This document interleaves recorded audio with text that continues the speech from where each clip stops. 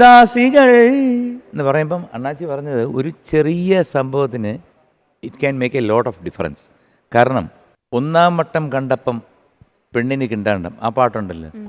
ഒന്നാം വട്ടം കണ്ടപ്പം പെണ്ണിന് കിണ്ടാണ്ടം, രണ്ടാം വട്ടം കണ്ടപ്പം പെണ്ണിന് രണ്ടാണ്ട എന്ന് പറഞ്ഞ് പോകുന്ന ഒരു പാട്ടുണ്ട്.